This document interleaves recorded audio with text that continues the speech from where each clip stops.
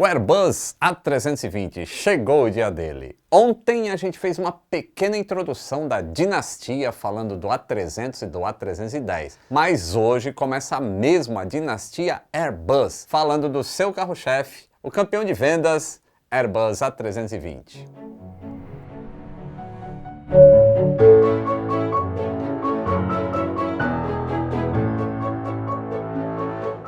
Saudações aeronáuticas, tudo bem com vocês?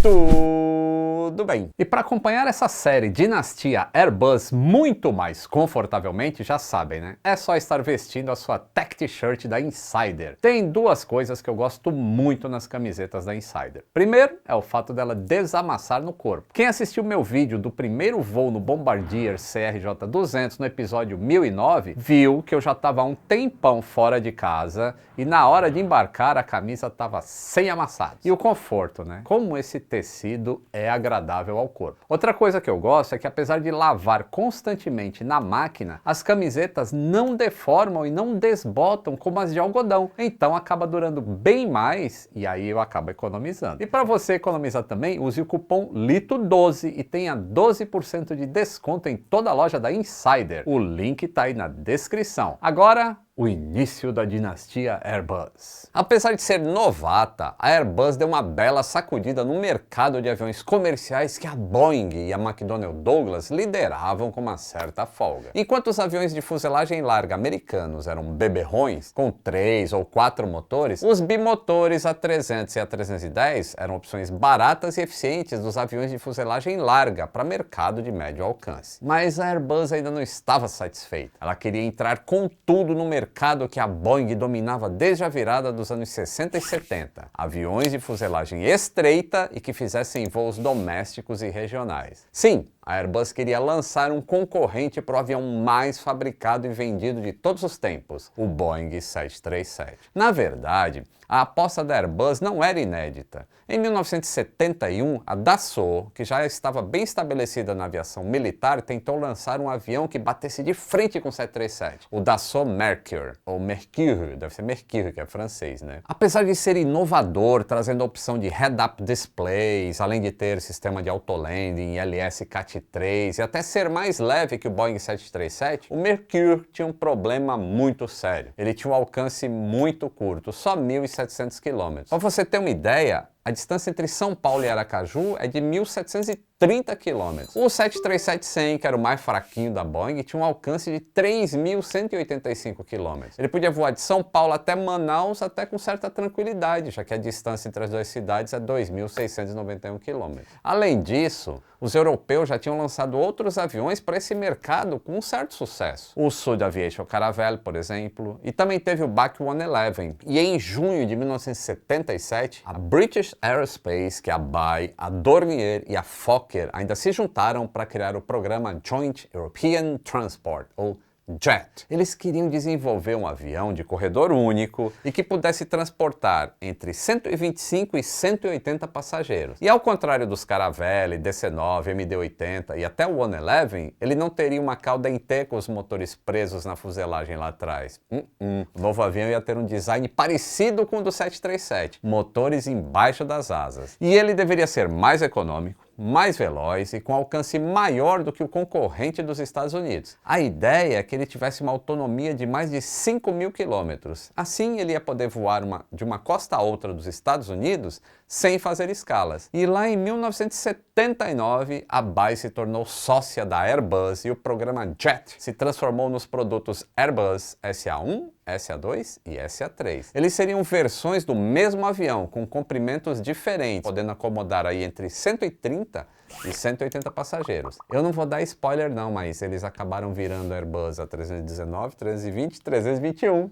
Olha só. Mas como bater de frente com um modelo que é bem estabelecido, com bastante inovação, né? Então, desde o início, a Airbus queria fazer um avião muito inovador. Ele ia usar e abusar de fibra de vidro, fibra de carbono e economizar só uns 800 quilos. Além disso, a Airbus chegou a cogitar usar motores prop fans. É aquele que as blades do fan, eles ficam para fora do motor, tipo no avião a hélice. Mas ela acabou desistindo disso por causa dos problemas de segurança operacional original e do alto nível de ruído. Então os motores seriam turbofan convencionais. Mas quem iriam fabricar os motores? Nem Airbus sabia na época, mas ainda assim, em fevereiro de 81, a empresa anunciou que iria construir um rival do Boeing 737. E Air France já fez uma encomenda firme, logo de cara, 25 aviões, que nem no papel estava ainda porque não tinha motor. Isso é que é confiança, hein? Bom, as asas do A320 seriam longas e bem estreitas, com um desenho que as fariam ser mais eficientes que as do Boeing 737 e do MD-80. Os flaps desceriam por quase toda a asa, da raiz até perto do aileron. E nos primeiros desenhos, os aviões não teriam winglets, nem mesmo os wing fences, mas eu vou falar disso mais tarde. E ainda falando das asas, elas teriam 5 spoilers de cada lado. Durante o voo, os spoilers mais externos trabalham junto com os ailerons e ajudam na rolagem do avião. Já no pouso, os 10 se abrem, tirando a sustentação das asas. E um dos diferenciais do Airbus seria fazer um avião mais confortável para tripulantes e passageiros voarem. Quer ver um exemplo? A fuselagem do 737 tem 3,76 metros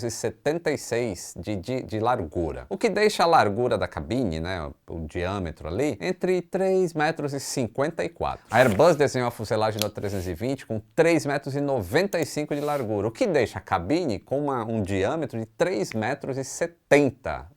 Esses centímetros fazem muita diferença. Porque assim as companhias iam poder colocar poltronas um pouco mais largas e espaçosas para os clientes. E antes de falar do conforto para os tripulantes, deixa eu aproveitar que estou falando da cabine para trazer outra novidade do A320. A cabine seria modular. Como eu falei aqui no episódio 1006, a Latam ainda mantém o interior da Avianca Brasil em vários dos A320 que ela comprou deles, da Avianca, né? E esses aviões têm 162 assentos, 2 toaletes no fundo e a galley, que ocupa toda a largura da cabine lá atrás. Mas em outros A320, inclusive os que ela trouxe da Avianca, eles já estão com 180 assentos e meia galley, já que a outra metade deu lugar para novos toaletes. A Airbus dá diversas opções de posicionamento de toaletes, galleys e assentos lá no fundo do avião. Aliás, a construção modular ainda deixa as companhias colocarem anteparos ou cortinas que separam, por exemplo, a classe econômica de uma premium ou até de uma executiva. Em relação aos tripulantes, os comissários podem abrir a porta,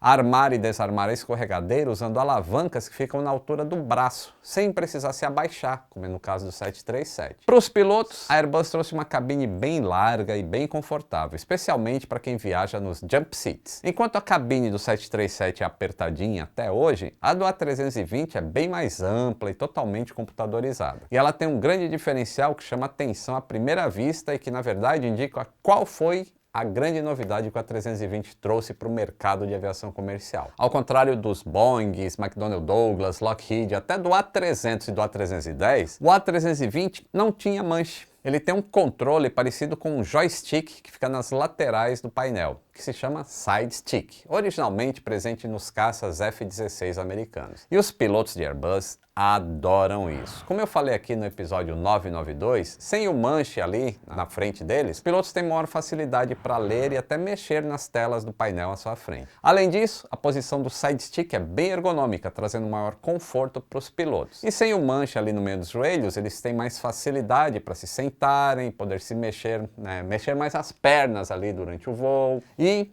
o principal, que é o xodozinho desses pilotos, a famosa mesinha. Por baixo do Navigation Display, do Primary Flight Display, sai uma mesinha onde eles podem apoiar manuais, documentos, tablets, mapas e o principal, a bandejinha com a refeição. É bem mais confortável do que apoiar a bandejinha nas pernas, isso é verdade. O side stick era a parte visível da grande inovação tecnológica do A320, o sistema fly-by-wire. Num sistema de pilotagem convencional, os movimentos que você faz com o side stick, ou com o stick, ou com os pedais, acionam cabos, polias, sistemas hidráulicos que movem as superfícies de comando dos aviões. Já no sistema fly-by-wire, esses movimentos mandam sinais para um computador que interpreta os impulsos elétricos e mandam outros sinais que movem os atuadores hidráulicos da superfície de comando. Eu já falei sobre fly-by-wire nesse episódio aqui, ó. Os caças já usavam fly-by-wire. Até o Concorde teve um tipo de fly-by-wire, mas era meio eletromecânico, digamos assim. Dá para ver aqui no episódio 179. Mas o Airbus A320 seria o primeiro avião comercial de grande produção com o famoso famoso fly-by-wire. Na verdade, a Lufthansa estava pedindo para a Airbus um novo avião wide-body, com tamanho parecido com o do Boeing 747. E a ideia da Airbus é que esse avião tivesse o sistema fly-by-wire, mas ela queria primeiro testar o sistema antes, e aí decidiu colocar no A320. E como eu falei, a ideia do avião foi lá em 1981 que ela foi apresentada. Então os fornecedores da Airbus começaram diversas disputas internas que atrasaram o projeto em até 3 anos. Mas o projeto não parou totalmente. Nesse tempo, a Airbus descobriu que o fly-by-wire podia ser replicado facilmente para outros aviões, sem precisar de uma nova certificação. E lembra que eu falei do SA1, SA2, SA3? Então, a Airbus decidiu transformar o SA2 no A320, e aí ela ressuscitou o SA1 e o SA3 para começar a fazer os primeiros A319 e A321. O projeto do A320 foi lançado oficialmente só em 84, e até o fim daquele ano a Airbus já tinha 411 pedidos firmes para 50 companhias aéreas, inclusive um pedido de 50 A320 para Panam. Imagina o golpe que foi para a Boeing ver a lendária Panam pedindo o novo avião da Airbus. E aí a Airbus começou a colocar a mão na massa efetivamente. Assim como o A300 e o A310, cada parte do avião seria construída em um lugar diferente da Europa, e ele seria montado em Toulouse, lá na França. A França iria construir a porção dianteira da fuselagem, além dos pylons, que é aquilo que segura os motores embaixo das asas. As asas iam ser construídas no Reino Unido. Os alemães iam construir a porção traseira da fuselagem e o cone de cauda, o estabilizador vertical e os flaps. E os espanhóis ficaram com o estabilizador horizontal. No fim das contas, 2 consórcios internacionais iriam construir os motores do A320. A CFM, que é formada pela GE e pela Safran, e a IAE, que reúne 6 fabricantes, entre elas a Pratt & Whitney e a Rolls-Royce. Entre a apresentação e o lançamento oficial do novo avião se passaram nada menos do que 3 anos. A apresentação oficial aconteceu em 14 de fevereiro de 1987, lá na linha de montagem do modelo em Toulouse. A apresentação teve 2.000 convidados, incluindo o primeiro-ministro francês da época, que era o Jacques Chirac, além do príncipe Charles e da princesa Diana. O primeiro voo de teste rolou em 22 de fevereiro daquele ano. No total, foram uns 530 voos de teste, totalizando 1.200 horas. O A320 conseguiu sua certificação para voar em fevereiro de 1988. No mês seguinte, o primeiro A320 entrou em serviço por uma companhia aérea. Foi o Fox Golf Fox Kilo Alpha, pela Air France, onde voou pela primeira vez em abril de 1988. Aliás, o A320 deu muita sorte, já que ele foi lançado em uma época em que a economia mundial se recuperava e reaquecia. Para você ter uma ideia, em 1990 já existiam 650 A320 voando pelo mundo, e uma fila de espera de 1.700 aviões para 100 companhias aéreas. É claro que não dá para colocar só no bom momento do mercado o sucesso do A320. Afinal, ele voa pelo mundo desde 1988. Apesar de ser 20 anos mais novo que o rival norte-americano, o A320 já chegou a ultrapassar o Boeing 737 em número de vendas. E ali entre 2019 e 2020 era o avião comercial mais vendido de todos os tempos. O 737 voltou a ultrapassar o A320, mas os dois aviões continuam ali, cabeça com cabeça, assim, direto. Ó. Mais ou menos 16.000 unidades vendidas de cada lado. Por causa do A320 ser 20 anos mais novo que o 737 ou o MD-80,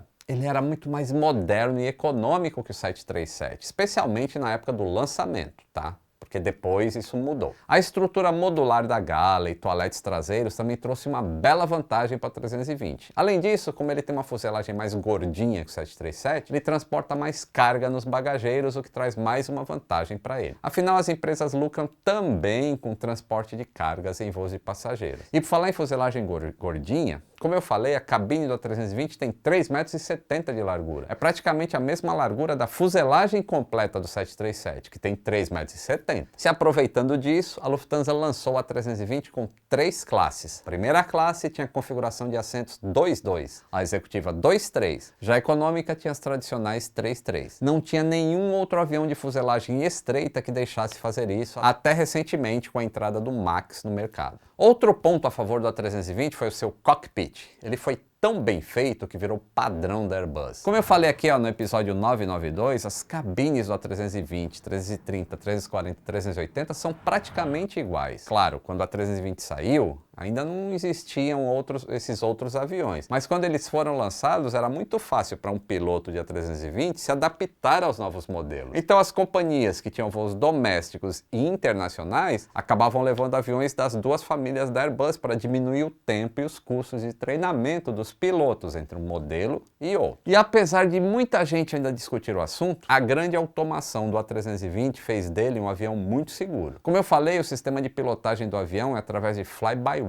E o A320 tem um envelope de proteção muito restrito, que em situações normais não deixam, por exemplo, os pilotos virarem um avião de cabeça para baixo. Os computadores interpretam o movimento que o piloto quer fazer, e aí calcula a velocidade, altitude, inclinação, e levam o avião para fazer aquilo da maneira mais eficiente e econômica possível. Mas se algum desses sensores ou inputs falharem, ainda assim o piloto tem como desligar esse sistema e continuar com o controle do avião. E isso é uma grande inovação, mas os pilotos que estavam acostumados aos aviões onde eles tinham mais controle, precisaram se adaptar a essa novidade. Tanto que o primeiro voo do A320 com passageiros terminou em tragédia lá na França. Em 26 de junho de 1988, a Air France apresentava o seu novíssimo A320 no show aéreo de Habsheim, se for em inglês, ou Habsheim, se for francês. A bordo, 6 tripulantes e 130 passageiros, entre jornalistas, convidados e vencedores de uma rifa. Durante uma passagem baixa, os pilotos reduziram a velocidade, flaps embaixo, trem de pouso embaixo e inclinaram o nariz do avião para cima suavemente. Geralmente, os pilotos evitam voar tão baixo com o motor em marcha lenta. Mas ali eles queriam demonstrar as capacidades dos computadores de proteção do A320 de manterem o avião voando mesmo em condições não muito ideais. O problema é que quando os pilotos tentaram retomar o controle do avião, os profundores e os motores não responderam adequadamente. Só que aí o avião acabou se chocando contra as árvores depois do aeródromo e colidiu com o solo, onde pegou fogo. 3 pessoas morreram, 50 ficaram feridas e o A320 ficou com a imagem manchada logo no começo da operação. Eu ainda vou fazer um vídeo específico sobre esse acidente, tá? Porque existem diversas controvérsias. Mas apesar da imagem manchada, treinamentos foram refeitos, software foi revisto e o A320 reconquistou um dos melhores índices de segurança da aviação. E cada vez mais empresas compravam esse avião. Em 89 e 90, a Airbus entregou 58 unidades por ano. Em 91, já foram 119 aviões entregues. E a Guerra do Golfo e a recessão posterior deram uma diminuída nas vendas, que voltaram a aquecer em 1997. E desde então, o A320 se tornou um sucesso de vendas, com mais de 16 mil unidades vendidas até hoje e umas 10 mil voando atualmente no mundo inteiro. Pra você ter uma ideia do sucesso da A320, dá uma olhadinha nos aeroportos brasileiros. Entre os anos 70 e 2000, só havia 737, ele dominava os voos domésticos. Já nas décadas de 2010 e até hoje, a dominância da família 320. Há muitos anos, somente a Gol e a Sideral usam 737 de passageiros em voos domésticos por aqui. Latam, Azul e a extinta White Jets, a Avianca Brasil e a ITA optaram pela família A320. Até a VASP operou a 320 aqui no Brasil, mas isso foi só para testar o avião, usando um protótipo que a Airbus emprestou lá em 1994. Por falar nisso, vamos falar da família A320.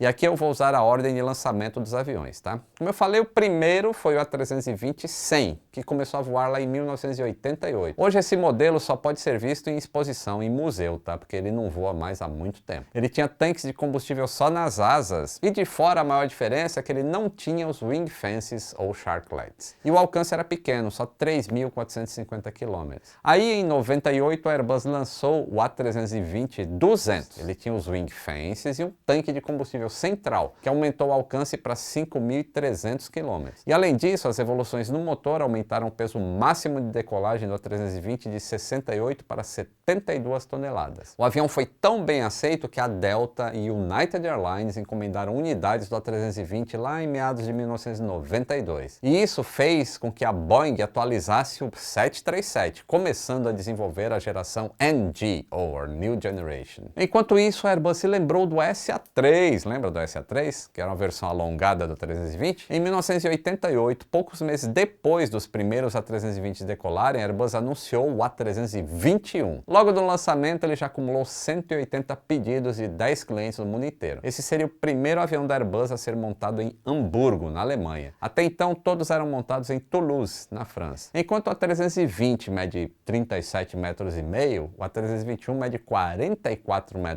E aumentou a capacidade de passageiros de 176 para 220 em classe única sardinha. A primeira versão, a 321-100, começou a voar em 1993. Em 95, a Airbus começou a desenvolver o A321-200. Tanques de combustível extras, novos motores, ele conseguiu um alcance de quase 6.000 km e peso máximo de decolagem de 93 toneladas. Decolou pela primeira vez em 1997, entrou na briga contra os Boeing 757, 737-900. E aí tinha chegado a hora de olhar para o SA1. Aí no show aéreo de Paris, de 93, a Airbus anunciou o projeto do A319 para brigar com o 737-300 e o 737-500. Ele ia usar os mesmos motores e asas do A320, mas teria a fuselagem quase 4 metros mais curta. E além disso ia levar menos passageiros, 156 na configuração máxima. Mas agora pensa comigo, tem a mesma asa e o motor do A320, só que é curtinho. Logo, isso mesmo, aumentou o alcance. O A319 voa 6.900 km. E assim como o A321, ele também é montado lá em Hamburgo. O A319 é tão versátil que também pode ser convertido para avião executivo, que é o A319CJ. Inclusive, o avião presidencial, o nosso Air Force One aqui, o Força Aérea Brasileira 1, é um A319 modificado. Ele pode receber até 6 tanques extras de combustível e, levando 2 pilotos e 8 passageiros, pode ter um alcance de mais de 11.000 km. E ainda tem o A319LR, com 2 tanques extras e mesmo levando passageiros, pode alcançar os 8.300 km. E finalmente chegou o porquinho, o A318. Lá em 2002, a Airbus queria entrar no mercado da aviação regional, mas não queria gastar tempo e dinheiro desenvolvendo um avião novo. Lembrando que naquela época, a Airbus ainda não tinha comprado a Bombardier, tá? E os canadenses nem sonhavam em desenhar o CS-100 e o CS-300 que virariam os Airbus A220. Então a fabricante decidiu encolher o A319 ainda mais, dando origem a um feinho A318. Ele mede 31 metros de comprimento, 6 a menos que o A320. Mas por causa dessa fuselagem curtinha, a Airbus precisou redesenhar a deriva, que é aquele estabilizador vertical, aumentando a altura. Como ele é muito curtinho, aquela deriva tem que ser maior para conseguir fazer as curvinhas, nariz para cá, nariz para lá, que é física pura, como eu já falei. Se ele é mais curto, o momento de força diminui. Ele pode levar até 156 passageiros. Aí teve a versão executiva do A318, que era o A318 Elite, mas também não fez sucesso. Deve ser por causa da beleza, que ele realmente não ficou bonitinho. As duas versões não chegaram a vender nem 80 unidades do A318. Eles eram pequenos demais para voos domésticos e caros demais para os voos regionais. Então as companhias preferiram comprar os jatos da Embraer e da Bombardier. O último A318 saiu da fábrica em 2013. Aqui na América do Sul eles voaram pela LAN Chile, Avianca Colômbia e Avianca Brasil. Inclusive os últimos voos da Avianca Brasil, já com a falência quase decretada, foram feitos pelo 18. Eu lembro que uma vez eu tirei uma foto de um A318, assim, eu estava saindo do trabalho, ele estava parado bem em frente ao escritório lá. Eu tirei uma fotinho, porque ele é bem feinho mesmo, desculpa falar, né? Mas eu botei essa foto no Twitter e falei assim, o importante é ter saúde.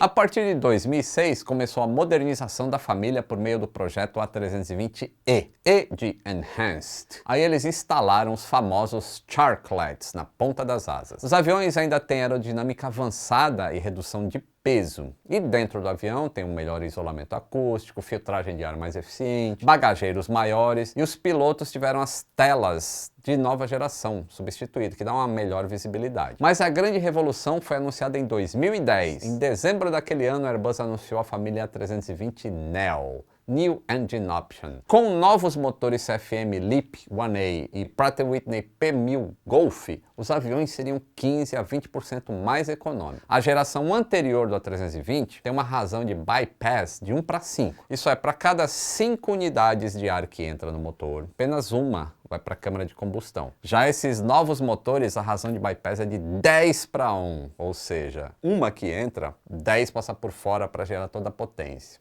muito mais eficiente. O primeiro A320neo decolou pela primeira vez em Toulouse em 25 de setembro de 2014. Ele começou a voar comercialmente em 2016 pela Lufthansa. Já o A319neo decolou pela primeira vez em março de 2017, faz pouco tempo. Mas apesar de algumas companhias terem comprado as unidades dele, ele não despertou tanta atenção assim. A primeira entrega aconteceu em 2020 para China Southern. Em 2016 decolou o primeiro A321neo, e aí esse foi um sucesso de vendas, considerando a proporção do A321cell, que é o motor antigo vendido. Pra você ter uma ideia, já em janeiro de 2018, o A321neo tinha 1.920 vendas, mais encomendas que o A321 desde o lançamento em 1994. E ele pode voar até 7.400 km e se encaixa bem nas rotas entre Europa e Estados Unidos, que os 767 e o A330 faziam vazios. Em 2014, a Airbus ainda anunciou o A321LR, que é uma versão de mais longo alcance, que pode voar até 7.600 km. Inclusive, esse é o avião que a TAP usa entre Lisboa e Belém do Pará, além de algumas capitais do Nordeste. Em 2018, anunciou mais um sucesso de vendas, o A321 XLR, ou XLR, com um alcance surpreendente de 8.700 km. Ele fez os primeiros voos nesse ano e ainda não está voando comercialmente, ele está em fase de certificação. Ah, moçada, já ia esquecendo. Ao contrário da Boeing com o 737, a Airbus não lançou de fábrica versões cargueiras da família A320. Mas no exterior a gente vê alguns A321 convertidos para cargueiro. Inclusive, a Lufthansa opera o modelo no transporte de cargas. E no mês passado, a indiana Pradan Air Express recebeu o primeiro A320 convertido para cargueiro do mundo. E essa